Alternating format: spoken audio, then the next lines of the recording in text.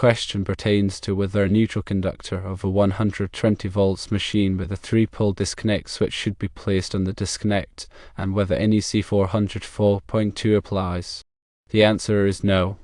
NEC 404.2 specifically addresses disconnecting means for motors and appliances. A disconnect switch, in this context, is not considered a disconnecting means for motors and appliances as defined by this section of the code. A disconnect switch serves the purpose of isolating a circuit from its source of supply. Its primary function is to provide a safe means of separating the electrical circuit from the power source for maintenance, repairs, or other reasons. It is important to understand that a disconnect switch is not designed or intended to interrupt the current flowing in a circuit. Interrupting current requires a device with a specific interrupting rating, such as a circuit breaker or a fuse disconnect. The neutral conductor, in a typical electrical system, is not required to be connected to the disconnect switch. Instead, the neutral conductor is connected to the grounded conductor at the service panel. The service panel is the main distribution point for electrical power in a building, and it is where the neutral conductor is bonded to ground, establishing a common reference point for the electrical system.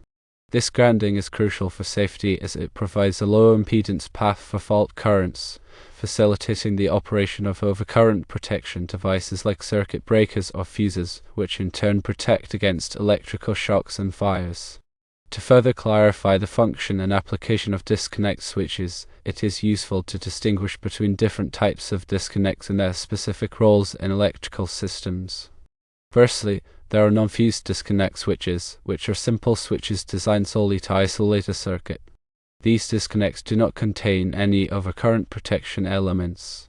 Secondly, there are fused disconnect switches, which incorporate fuses to provide overcurrent protection in addition to the disconnecting function.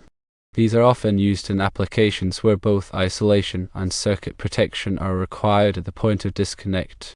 Thirdly, motor disconnect switches are specifically designed for use with motors and are often required by code to be horsepower rated, ensuring that they can safely handle the motor's starting and running currents. Regarding the neutral conductor, it is important to differentiate between the neutral and the ground. The neutral conductor carries the unbalanced current in a three-phase system or serves as the return path for current in a single-phase system. The ground conductor, on the other hand, provides a safety path for fault currents, helping to prevent electrical shock hazards. The neutral and ground conductors are typically bonded together at the service panel, but they remain separate throughout the rest of the electrical system to prevent unwanted circulating currents. In understanding the relevant NEC articles, firstly, Article 250 covers grounding and bonding. This article outlines the requirements for grounding electrical systems and equipment to ensure electrical safety. Secondly, Article 404 pertains to switches and includes requirements for their installation and use. However, as previously mentioned, Section 404.2 specifically addresses disconnecting means for motors and appliances and does not apply to standard disconnect switches used for circuit isolation. Thirdly, Article 430 covers motors, motor circuits, and controllers. This article provides detailed requirements for the installation and protection of motors and their associated control equipment, including disconnecting means that are horsepower rated. When installing or working with electrical disconnects and neutral conductors, it is crucial to adhere to the relevant NEC requirements and local electrical codes.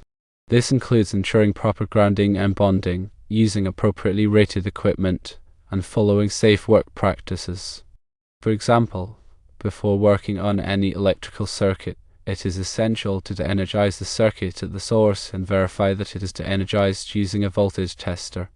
Additionally, it is important to properly identify and label all conductors and components to prevent confusion and ensure safe operation. Furthermore, regular inspections and maintenance of electrical equipment are essential to identify and address any potential hazards. This includes checking for loose connections, damaged insulation, and other signs of wear and tear.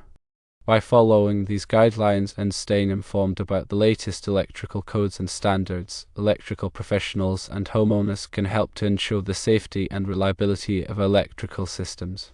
The NEC, or National Electrical Code, is a comprehensive set of standards and guidelines for the safe installation of electrical wiring and equipment in the United States. It is developed and updated by the National Fire Protection Association, or NFPA, and is widely adopted by states and municipalities as the basis for their electrical codes. The NEC covers a wide range of topics, including grounding and bonding, wiring methods, overcurrent protection, and equipment installation. It is organized into chapters, articles, and sections, each addressing specific aspects of electrical safety. To effectively navigate and apply the NEC, it is helpful to understand its structure and organization. The NEC is divided into 9 chapters. Chapter 1 covers general requirements, including definitions, scope, and administration. Chapter 2 addresses wiring and protection, including grounding, overcurrent protection, and wiring methods. Chapter 3 covers wiring methods and materials, including conduit, cable, and raceways. Chapter 4 addresses equipment for general use, including appliances, lighting, and motors. Chapter 5 covers special occupancies, including hazardous locations, healthcare facilities, and recreational vehicles. Chapter 6 addresses special equipment, including electric signs, elevators, and data processing equipment. Chapter 7 covers special conditions, including emergency systems, fire alarm systems, and communication systems. Chapter 8 addresses communication systems, including telephone, radio, and television. Chapter 9 contains tables and examples, providing supplementary information and guidance for applying the code. Within each chapter, articles provide more specific requirements for particular topics. For example, Article 250 covers grounding and bonding, while Article 430 covers motors, motor circuits, and controllers. Each article is further divided into sections, providing detailed instructions and specifications. For example, Section 250.24 addresses grounding requirements for separately derived systems, while Section 430.52 addresses motor branch circuit, short circuit, and ground fault protection. When applying the NEC, it is important to carefully review the relevant articles and sections to ensure compliance with all applicable requirements. It is also important to consult with a qualified electrical inspector or engineer if you have any questions or concerns about the code. In addition to the NEC, there are other relevant standards and guidelines that may apply to electrical installations.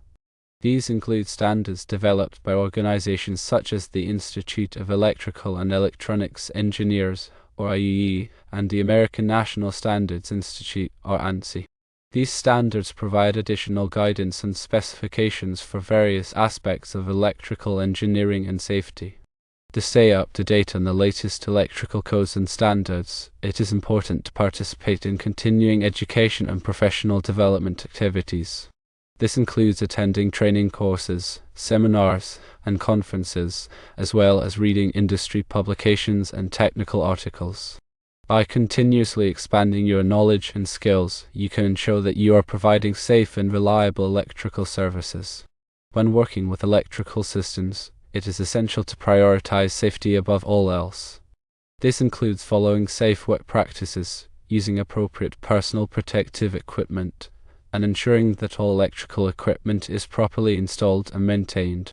Electrical hazards can be deadly, so it is crucial to take every precaution to prevent accidents and injuries. To further elaborate on disconnect switches and their applications, it is important to consider the different types of disconnects available and their specific features. Firstly, there are manual disconnect switches, which are operated by hand using a lever or handle. These are the most common type of disconnect and are typically used for general-purpose circuit isolation. Secondly, there are automatic disconnect switches, which are automatically activated by a control signal or sensor. These are often used in emergency systems or automated processes where remote control is required.